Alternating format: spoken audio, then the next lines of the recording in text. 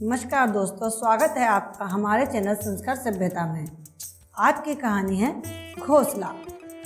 एक चिड़िया पर्वतों पर घने पेड़ की डाल पर घोंसला बना रही थी, जिसमें उसके 4 अंडे थे।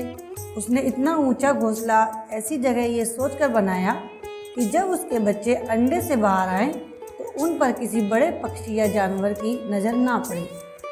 कुछ समय बाद अंडों से बच्चे निकल आए और वो उनका बहुत ध्यान रखती, हर समय बच्चों के आसपास रहती, खाने के लिए दाना लेने भी ज़्यादा दूर नहीं जाती।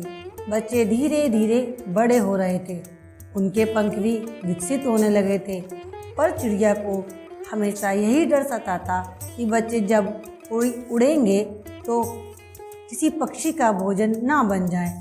इसलिए वो बच्चों को हमेशा उड़ने से रोकती।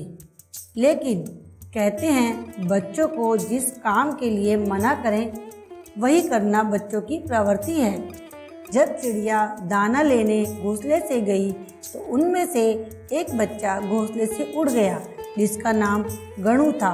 वो अपने भाई बहनों में सबसे छोटा और शरारती था, लेकिन ठीक से उड़ना न आने के कारण वो थोड़ी दूर जाकर जमीन पर गिर पड़ा। वो पहली बार उड़ा, इसीलिए रास्तों से अनजान था। उसने अपने घोंसले से सभी बड़े और नीला आसमान ही देखे थे। उसने कभी जमीन को देखा ही नहीं था। उसने सोचा था जैसे ही वो घोंसले से बाहर जाएगा बस आसमान छू लेगा, बाकी अपने आप सब समझ आ जाएगा। माँ मेरी वैसे ही चिंता करती हैं। जमीन पर गिरने के बाद उसे समझ नहीं आ रहा था वो किस ओर जाए। माँ भी दाना लेकर वापस आ गई होगी। भाइयों ने उन्हें अब तक सब बता दिया होगा। वो खड़ा यही सोच रहा था कि उसे एक अजीब सी आवाज़ सुनाई दी, जो वो अक्सर घोंसले में सुनता था। माँ बताती थी, यह बहुत बड़ा पक्षी है, चील है, जो हमारे जैसे बालकों को खा जाता है। माँ उन्हें हमेशा उसकी कहानी डरावनी भी सुनाती थी, जिसे सुनने के बाद वो बाहर जाने की जिद नहीं करते थे।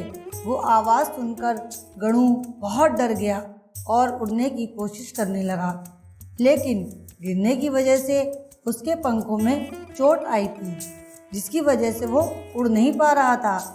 अब उसे लग रहा था माँ सही कहती थी, घोंसले से सब अपना लगता है, बाहर आकर सब अनजान है। जैसे घोंसले से लगता था वैसा बाहर कुछ भी नहीं। उसे समझ नहीं आ रहा था वो क्या करे। चील अजीब सी आवाज़ें पास आती जा रही थी। वो ज़मीन पर ही भागने लगा। भागते हुए वो थक कर एक पेड़ की बड़ी सी जड़ के पास रुक गया, ये सोचकर कि मुझे यहाँ से कोई नहीं देखेगा।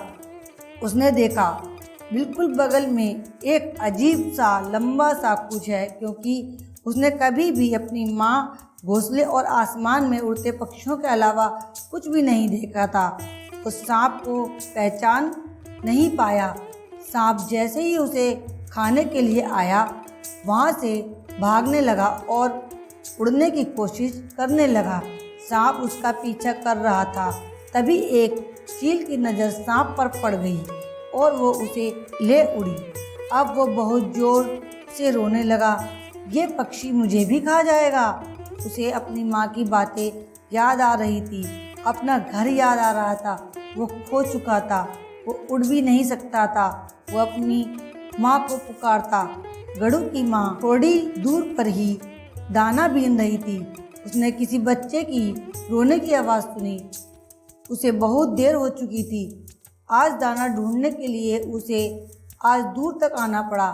उसने रोने की आवाज़ सुनकर उस बच्चे के पास पहुंची और गणु को रोता देख चौंक गई। गणु, तुम यहाँ क्या कर रहे हो? यहाँ कैसे आए और रो क्यों रहे हो? चोट कैसे लगी?